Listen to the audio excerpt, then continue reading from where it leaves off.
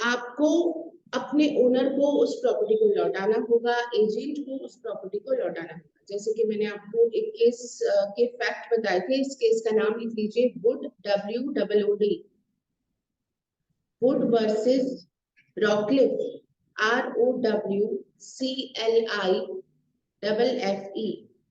ये leading case है इस पॉइंट पे 1854 का।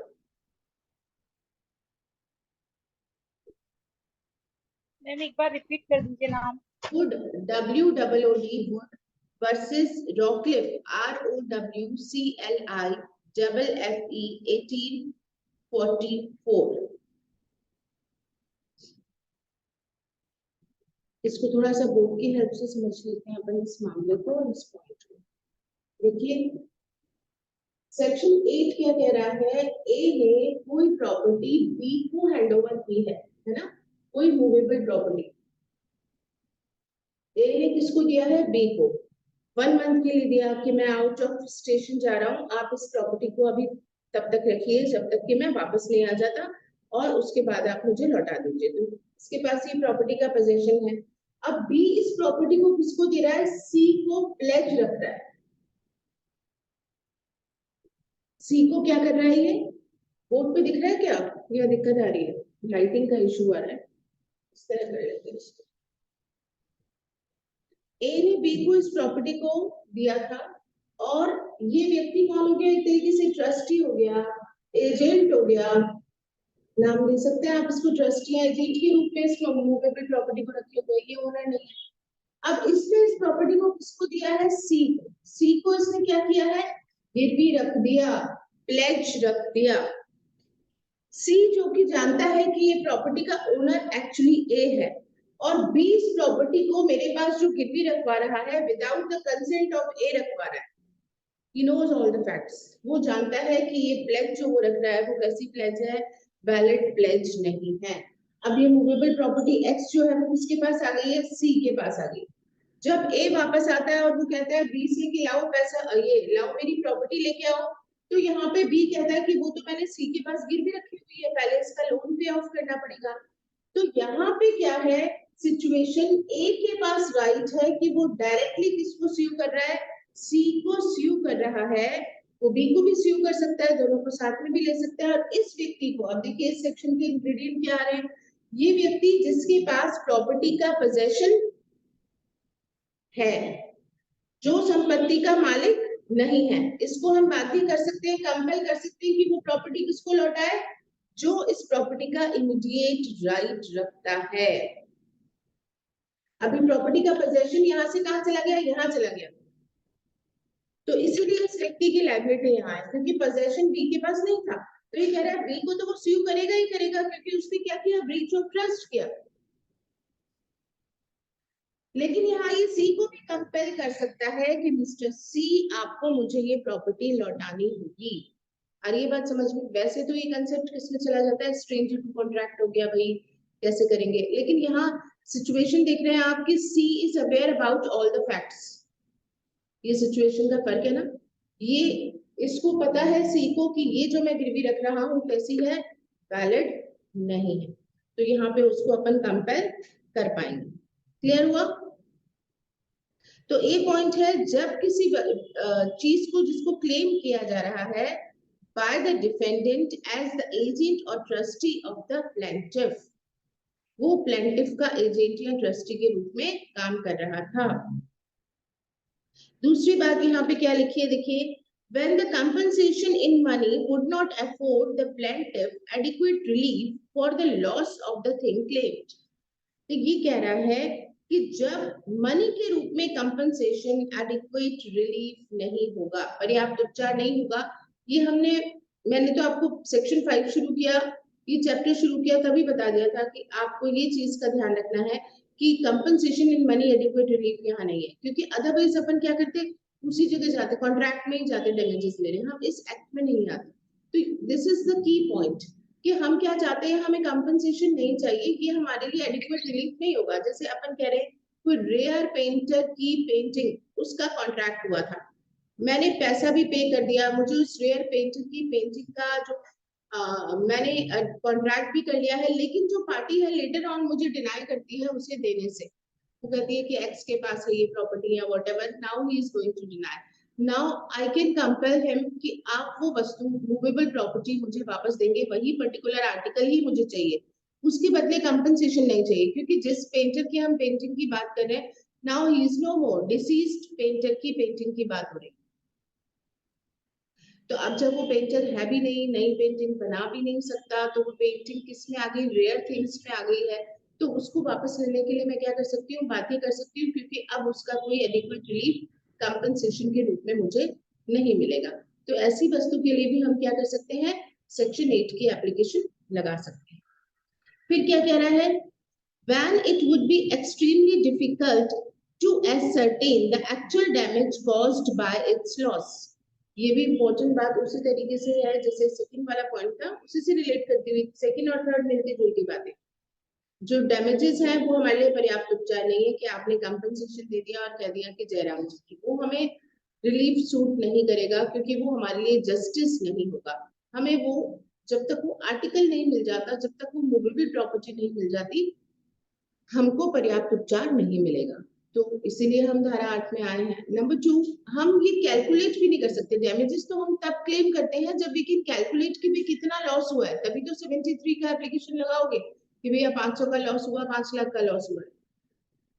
लेकिन जहां आप डैमेजेस कैलकुलेट ही नहीं कर सकते, मेरे मंदिर की मूर्ति मैंने उसको ठीक कराने के लिए दी है, अब मुझे वो जो फ्रेम वाला है वापस नहीं लौटा रहा है ठीक करने के बाद, और मुझे कह रहा है कि कंपनसेशन ले लो। अब यहाँ पे मुझे कितना लॉस हो रहा है उस मूर्ति के ना मिलने से, इसको मैं मॉनेटरी वे से कैलकुलेट नहीं कर सकती, पैसे के रूप में इसका आकलन किया नहीं जा सकता। तो जब पैसे के रूप में आकलन नहीं किया जा सकता, तो इस सिचुएशन में हम क्या कर सकते हैं, धारा 8 में उसी संपत्ति को लेने के लिए सूट फाइल कर सकते हैं।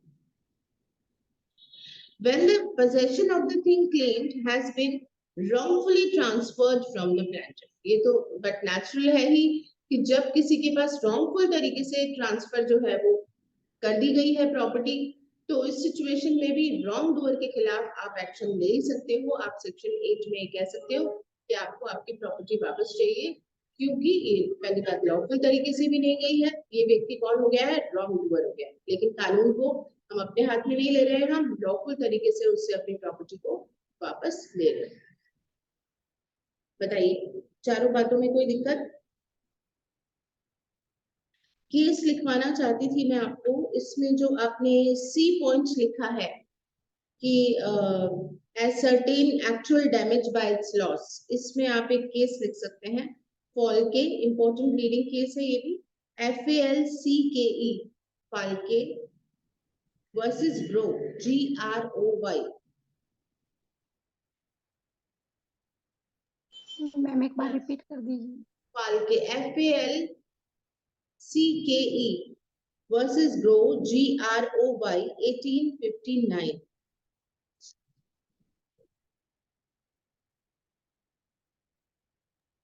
Ma'am versus grow, GROY।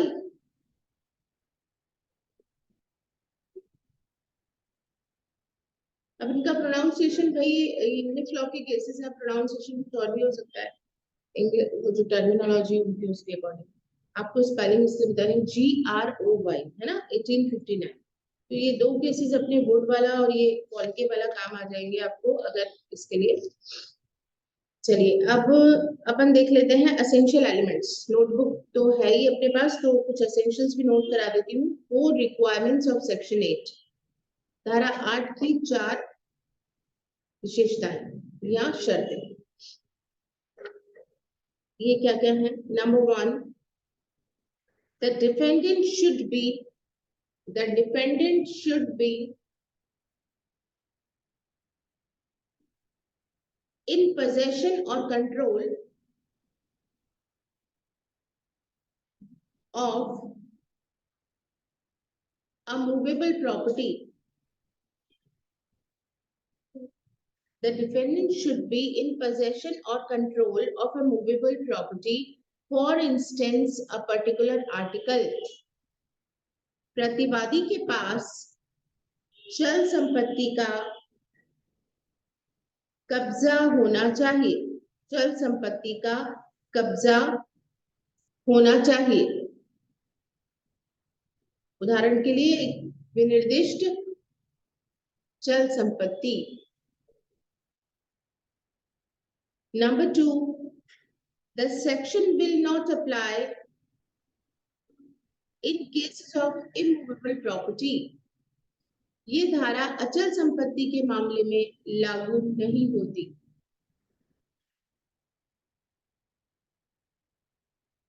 Next, the defendant should not be the owner of such property. प्रतिवादी संपत्ति का स्वामी नहीं होना चाहिए।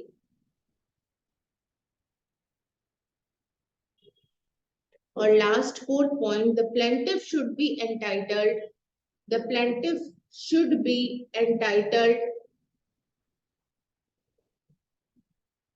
to the immediate possession of movable property. वादी के पास चल संपत्ति के तुरंत कब्जे का हक होना चाहिए। वादी के पास चल संपत्ति के तुरंत कब्जे का हक होना चाहिए। अब देखो आगे इसमें क्या लिखा हुआ है, सेक्शन 8 की लैंग्वेज में एक्सप्लेनेशन दिया हुआ है। Unless and until the contrary is proved, अब ये प्रिजम्पशन बता रहा है यहाँ पे आपको। ये कह रहा है जब तक कोई विपरीत बात साबित ना हो, the court shall वर्ड है, अंडरलाइन कर लें इसको भी, may नहीं है, shall है। The court shall, in respect of any article of movable property claimed under clause B or clause C of this section, presume। तो ये बता रहा है कि न्यायालय जो है उपधारणा करेगा किसके बारे में, क्लॉज बी और सी के बारे में क्या उपधारणा करेगा, ये यहाँ पे आपको बता रखा है। पहली बात क्या उपधारणा करेगा, the compensation in money would not afford the plaintiff adequate relief for the loss of thing claimed और as the case may be। मतलब न्यायालय ये मान के चलेगा कि आप धारा 8 का आवेदन लेके गए हो कोर्ट के सामने, क्लॉज बी या सी में से किसी क्लॉज का आपने हवाला दिया है, आपने कहा है साहब क्लॉज सी में आई हूं मैं, क्योंकि मैं इसको एसरटेन नहीं कर सकती कि ये चीज मुझे नहीं मिली तो कितना मेरा नुकसान हो जाएगा, तो आपने कहा कि भाई इसको हम कैलकुलेट नहीं कर सकते। तो आपने आवेदन किस में किया है, पार्टी ने धारा 8 के क्लॉज बी में किया है या सी में किया है। बी और सी पता चल रहे हैं अपने को क्या है कि एडिक्वेट रिलीफ नहीं है हमारे लिए, और दूसरा क्या है कि हमें डैमेज कितना हो जाएगा ये हमें पता नहीं है।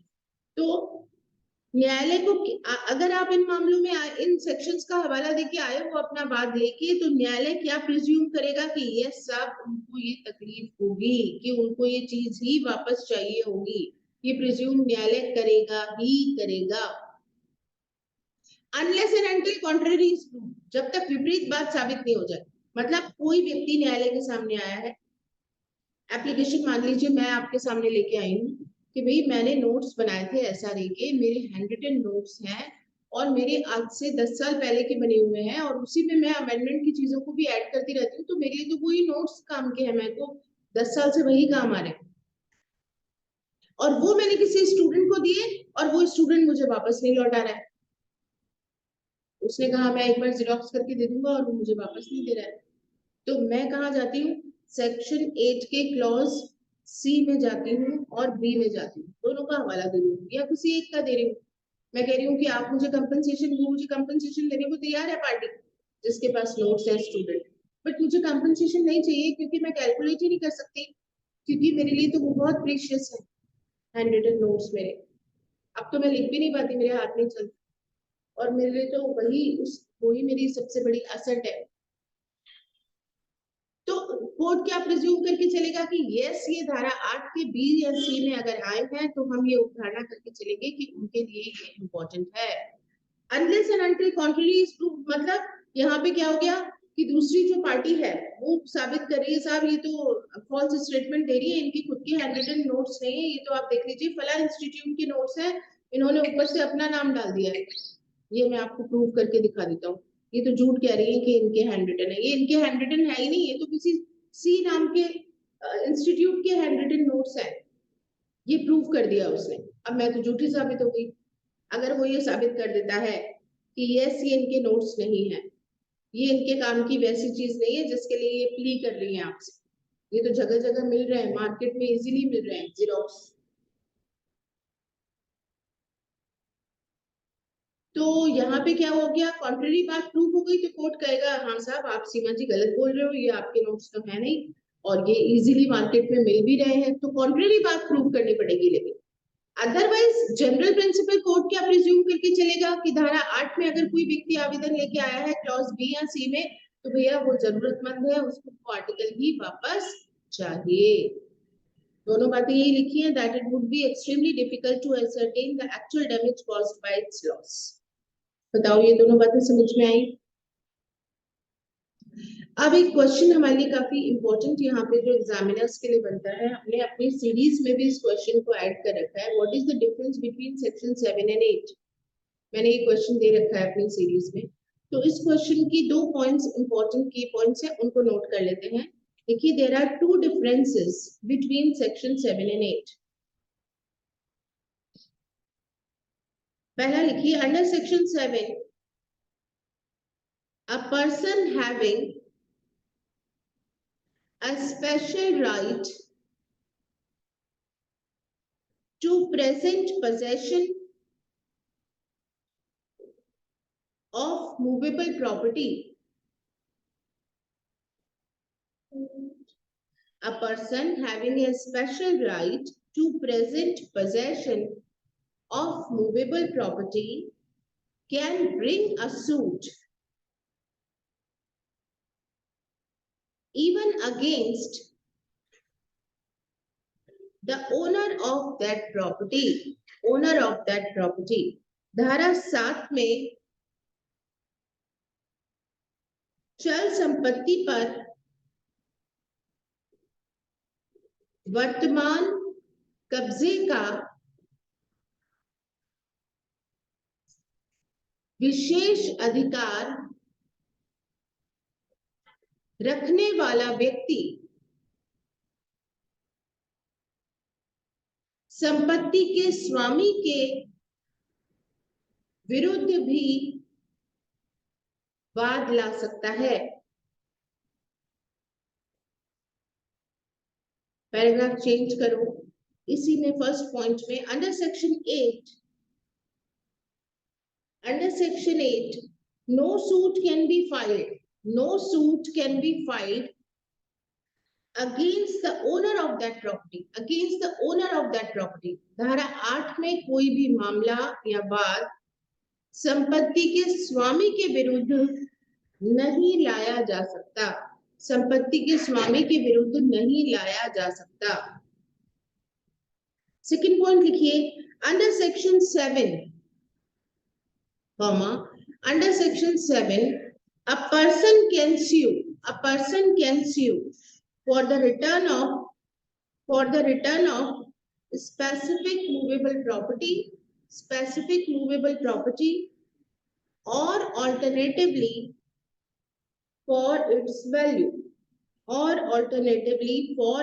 value धारा 7 में रिपीट क्या था फॉर द रिटर्न, क्या अभी रिपीट करती हूँ। Good morning. Under section 7 a person can sue for the return of the specific movable property or alternatively for its value। धारा 7 में एक व्यक्ति विनिर्दिष्ट चल संपत्ति की वापसी का दावा कर सकता है या फिर वैकल्पिक रूप में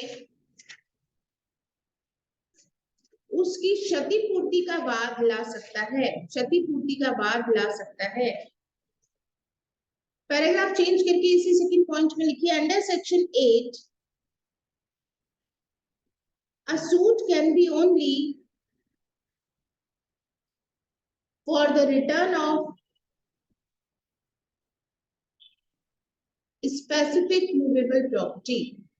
Under section 8, a suit can be only for the return of specific movable property.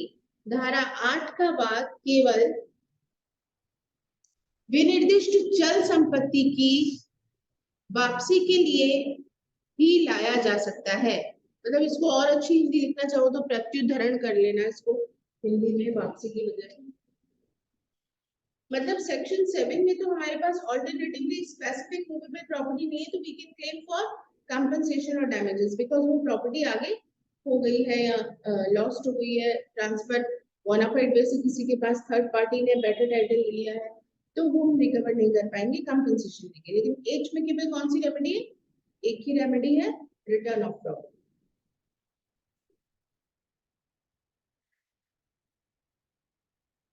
अब आइए सेक्शन 9।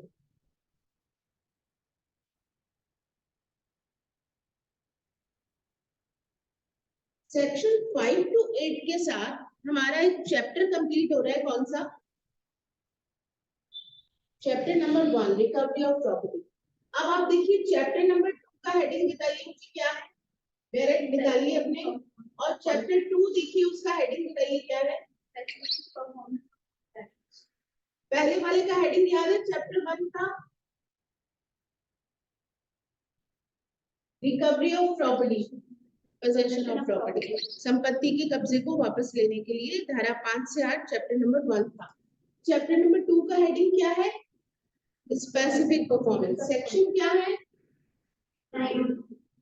9 से कहां तक है? 25 तक। अब देखिए स्पेसिफिक परफॉर्मेंस का मतलब क्या है यहाँ?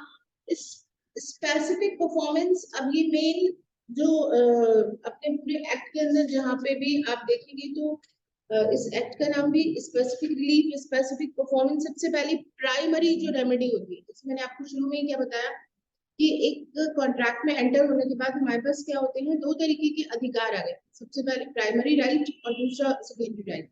प्राइमरी राइट या प्राथमिक अधिकार हमारा क्या होता है? किसी लीगल रिलेशन में हम चाहते हैं संविदा का पालन हो, हम इसलिए थोड़ी कॉन्ट्रैक्ट कर रहे हैं कि भैया ब्रीच हो जाए हमें कंपनसेशन मिल जाए, हम तो चाहते हैं कॉन्ट्रैक्ट का पालन हो। This is the primary remedy, first right यही है हमारा।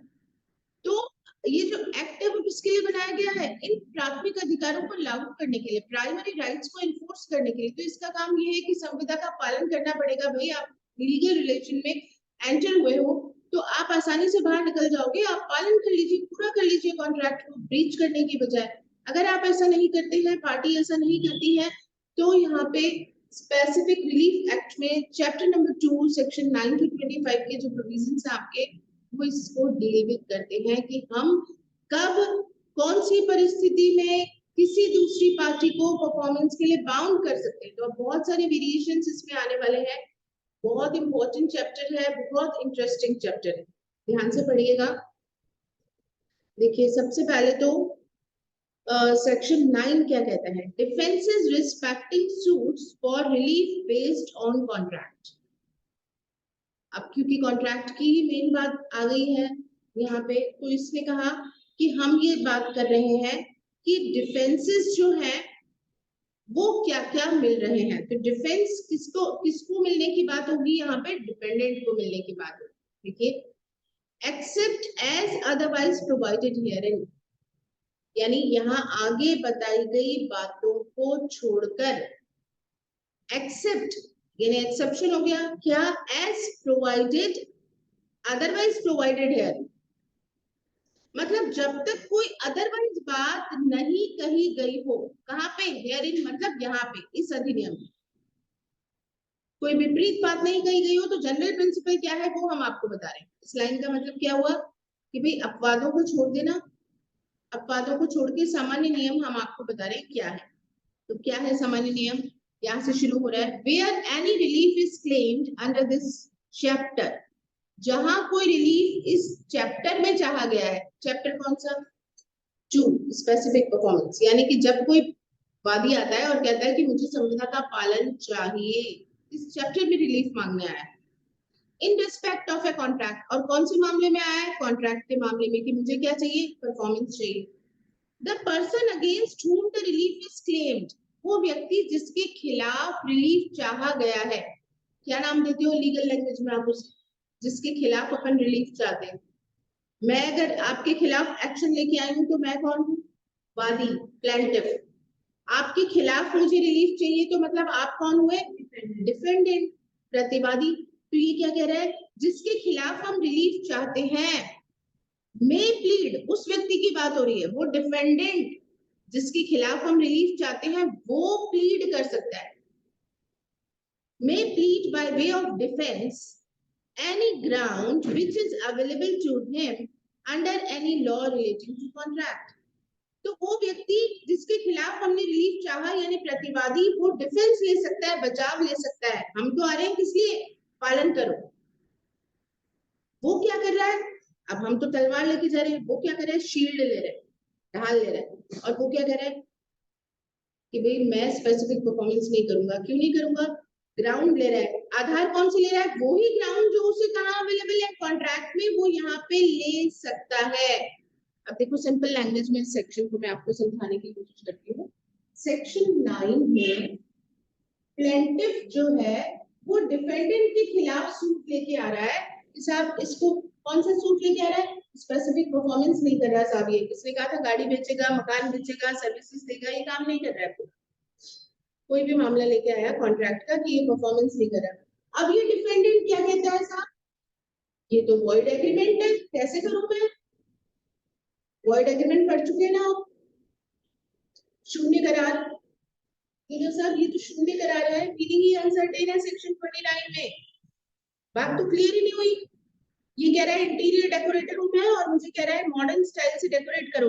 Meaning is not certain. Section 29 में वॉइड एग्रीमेंट है। मैं कैसे पूरा करूं? ये तो इलीगल एग्रीमेंट है सेक्शन 23 में। मैं कैसे पूरा करूं? ये तो पार्टी माइनर है। कौन सा ग्राउंड ले रहा है? वॉइड एग्रीमेंट का, जो उसे कॉन्ट्रैक्ट में मिलता है। या फिर क्या ग्राउंड ले रहा है? कॉन्ट्रैक्ट कैसा है? वॉइडेबल है, फ्रॉड हुआ है साहब मेरे साथ। कहा कुछ और था, संविदा में बाद में कुछ और निकला, मैं तो पालन नहीं करता। ये मुझे कह रहा है मकान मेरा है, एक्चुअली मकान इसका ही नहीं है, धोखा दे रहा है। ये प्रॉपर्टी के पेपर्स मैंने देखे लेटर ऑन, प्रॉपर्टी का जो पोजेशन है वो इसके पास दिखा रहे हैं, लेकिन ओनरशिप इसकी नहीं है, डिस्प्यूटेड प्रॉपर्टी है। मैं कैसे खरीदूं? इसने तो सेक्शन 17 का सहारा लिया है, झूठ खुला है। मुझसे डरा धमका के इसने कॉन्ट्रैक्ट पे साइन करवाया था, कोर्जन है। या मैंने सेक्शन 16 अंडर इन्फ्लुएंस की वजह से साइन कर दिया, असम्यक असर था। या फिर ये कह देगा कि ये कॉन्ट्रैक्ट कैसा हो रहा है? वॉइड हो रहा है।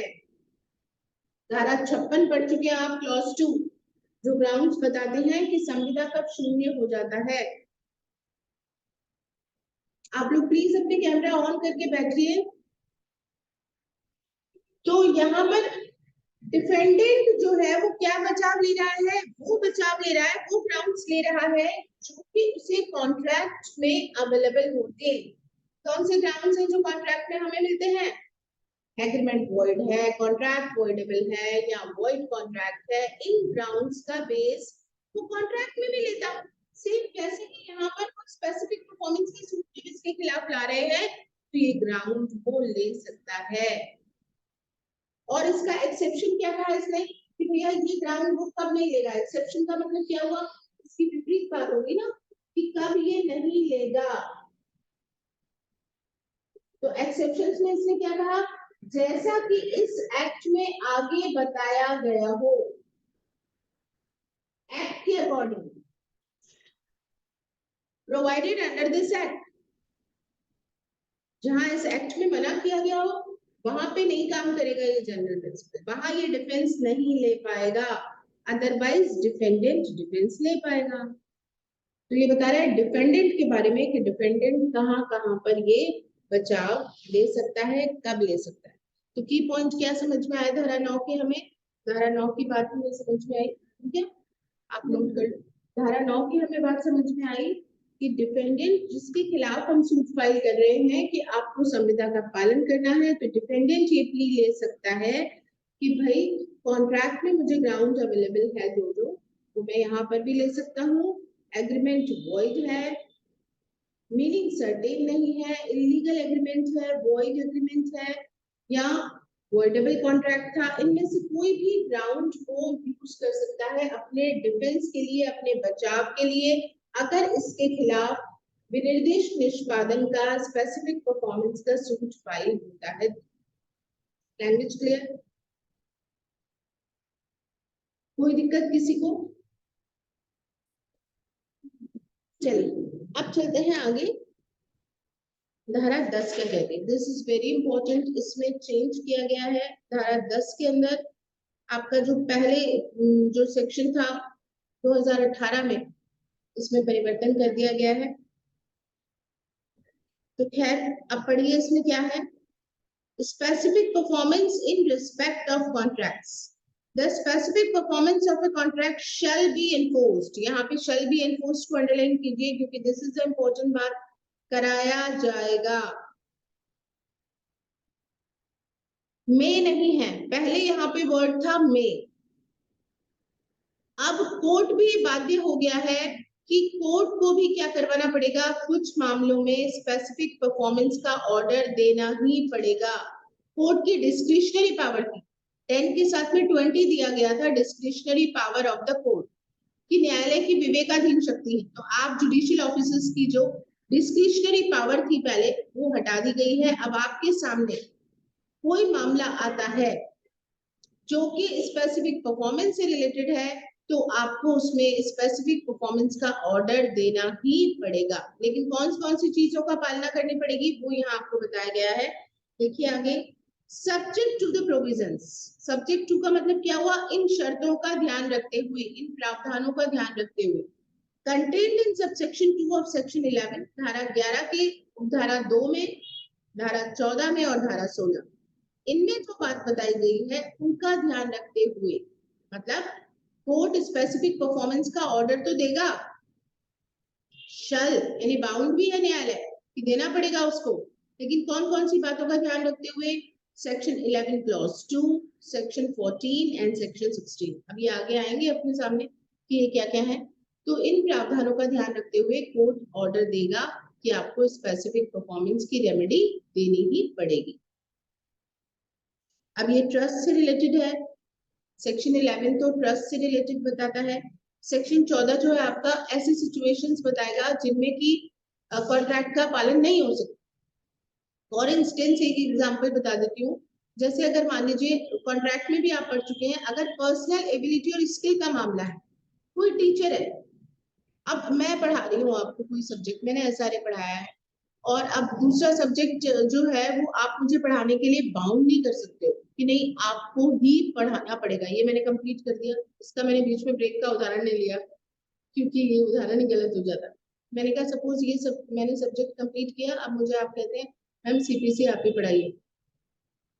मैंने कहा मैंने सीपीसी का आपको प्रॉमिस भी नहीं किया था। चलो मैंने सपोज प्रॉमिस किया भी था, उस सिचुएशन में भी, दोनों बातों में जान ली, मैंने आपको प्रॉमिस किया था कि मैं सीपीसी पढ़ाऊंगी, लेकिन मैं अगर सीपीसी नहीं पढ़ाती हूँ तो आप मेरे खिलाफ स्पेसिफिक परफॉर्मेंस का सूट नहीं फाइल कर सकते कि आप ही पढ़ाओगे। तो किसी एक्स से अगर मैं पढ़वा रही हूँ तो भी मैं ऐसा कर सकती हूँ। क्यों? क्योंकि हम यहाँ पे किसी व्यक्ति को जो पर्सनल एबिलिटी और स्किल का मामला होता है उसको बाध्य नहीं कर सकते कि वही व्यक्ति परफॉर्म करे। तो धारा 14 हमें उन सिचुएशंस के बारे में बताती है कि ऐसे कौन से मामले हैं जिसमें स्पेसिफिक परफॉर्मेंस की रेमेडी नहीं मिलेगी, है ना। और सेक्शन 16 ये बताता है कि कौन से लोग हैं जिनको कि हम बार लगा देते हैं कि ये रेमेडी रिलीफ उनको नहीं मिलेगा, स्पेसिफिक परफॉर्मेंस नहीं मिलेगा। क्योंकि आप जानते हैं कि एक्ट किस पे बेस्ड है? साफ हाथों से आओ, स्वच्छ हाथों से आओ तो रेमेडी मिलेगी आपको, मतलब प्लेंटिफ खुद गलती पे नहीं होना चाहिए। तो अगर प्लेंटिफ खुद ही गलती पर है फिर वो क्लेम कर रहा है स्पेसिफिक परफॉर्मेंस का, इसके लिए